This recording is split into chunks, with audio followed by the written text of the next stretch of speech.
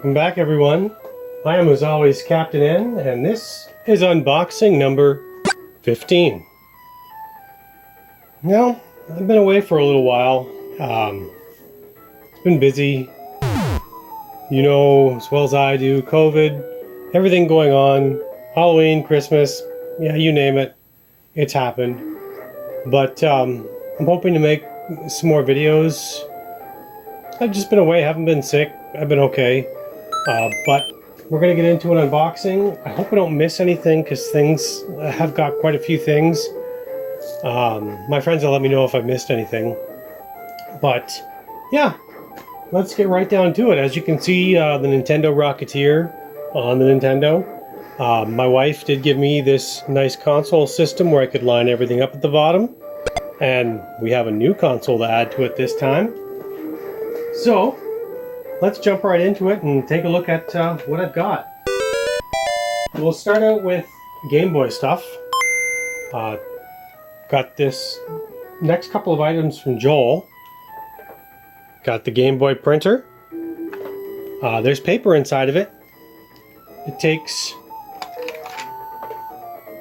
6 AA batteries. There is not a spot for an AC adapter on it, surprisingly. Next up, oh yes, and I do have the cord for it, by the way, is the purple see-through Game Boy Color. Got that from Joel as well.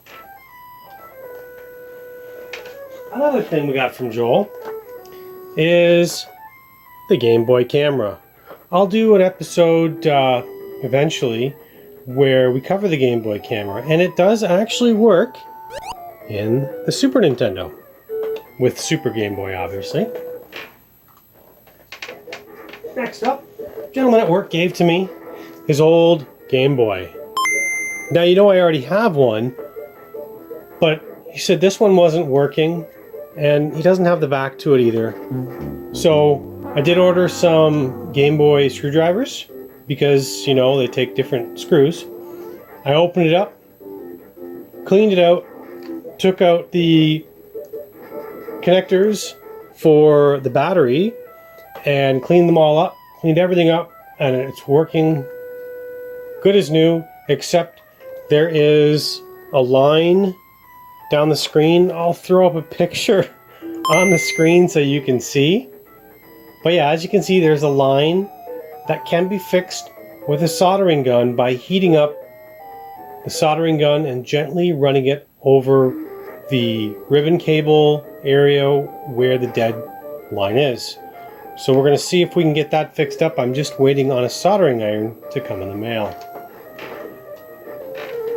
Next up, I bought a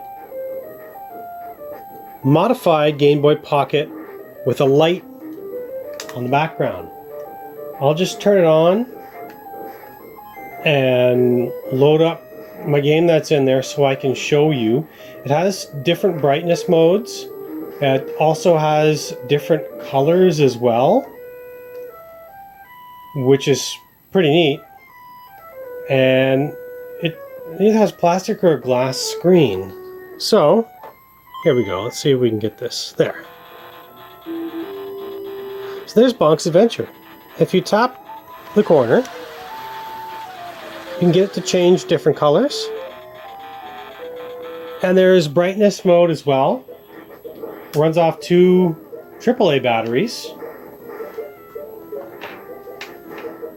Let's see. Next up, we have the Reality Quest glove for the Nintendo 64. Donated by Joel. Thanks a lot, Joel. It's another glove that I wanted to test out. As you can see, you can plug in the memory card at the bottom. It is quite different than the Power Glove.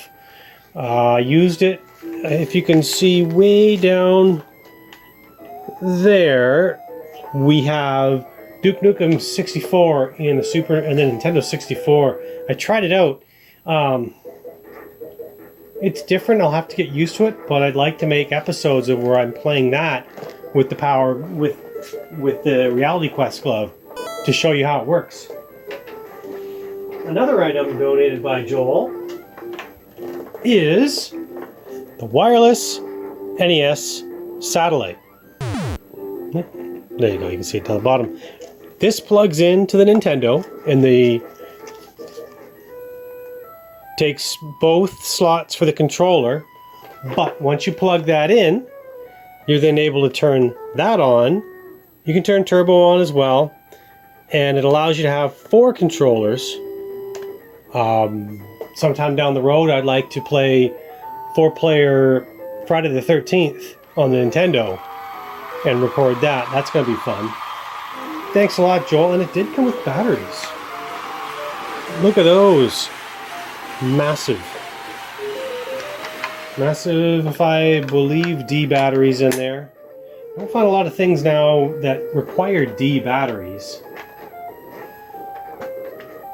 Next up, Super Nintendo controller donated by Joel, because I only have one, so I thought I'd get another one, because, yeah, 2-player games. So, I've been searching and searching, and I finally found you know how I have the Super Scope 6, but I'm missing the scope part, the little piece that you look through when you're firing. Some people are like, oh, you don't need it. Yeah, you need it. If you've used this Super Scope, you know you need it. So I finally found the scope, which attaches on either side of the gun, depending on if you're right or left-handed. So there we go. We have a complete Super Scope. And to top it all off, we even have the Super Scope box. It was hard to find and surprisingly in good condition. I want to do an episode of the Super Scope. I have all the games for the Super Scope as well. Some good, some not so good. We'll see. Another item I got from Joel. You know the Mario Paint mouse? This is an optical mouse. So no ball like the original one that comes with it. And you can actually use this one on short carpet. Works quite well. Next up are a bunch of Amiibos that I got from Joel. First one to add to the Captain N team, Mega Man. Then we have Ryu, whatever you want to call him, from the Angry Video Game Nerd. I found out that he was actually called Rue.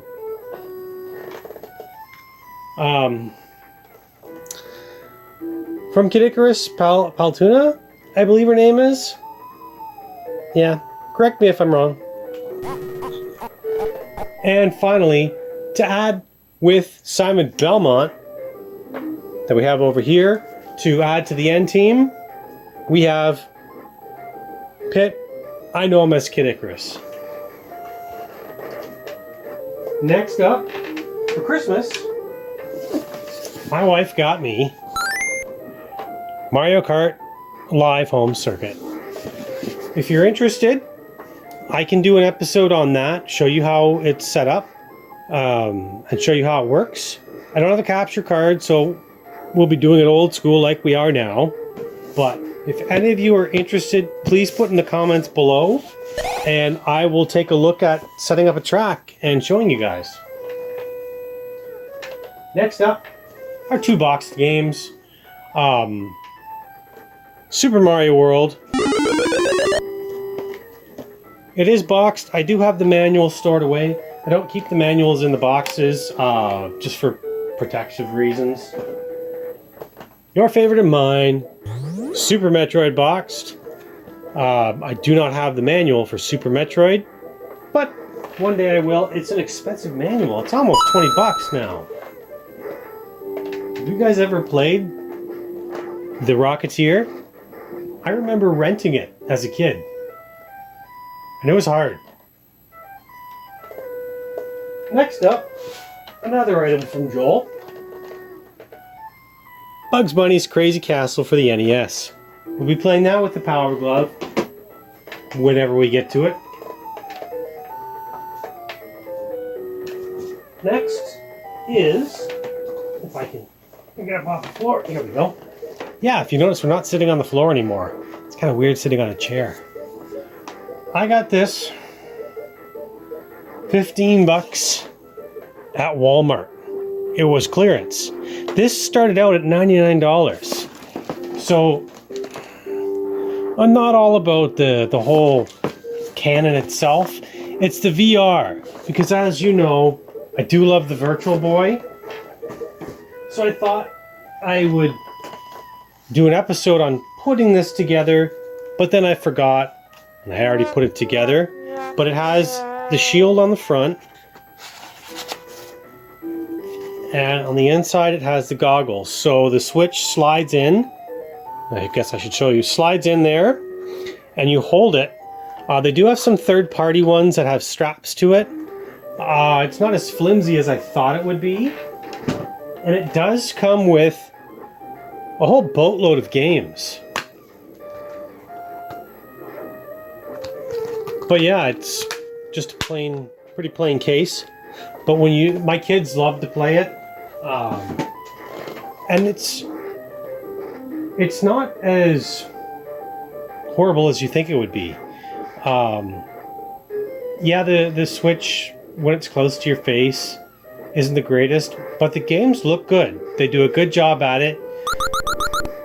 Eventually, if it ever goes down on price, I'd get Breath of the Wild for the Switch and do a run through of the VR on that, because some people are saying it's blurry, but some people are holding it to really high standards, which it sometimes isn't.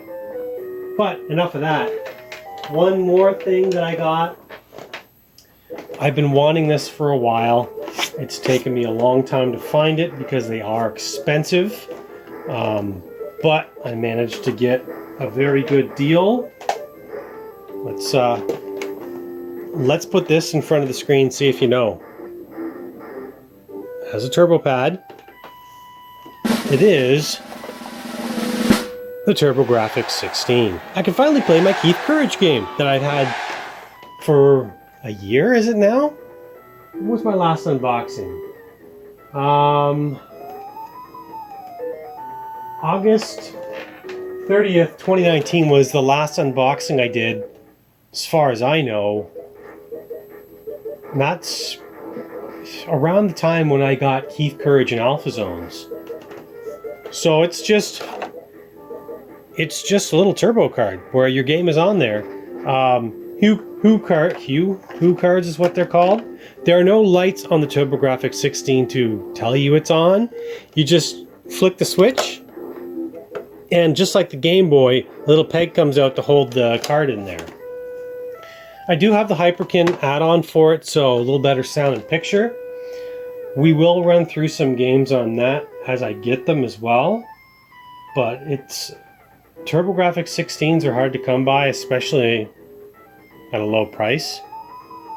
So I thought I didn't record the video at first. Alright, I am recording, that's good. So that's what we have for this unboxing. If I'm missing anything, maybe... Pause! Hey guys, Captain N again. I just forgot a couple of things as I was putting things away. I did get the Super Nintendo setup poster. I also got the Power Glove manual in great condition. It's on.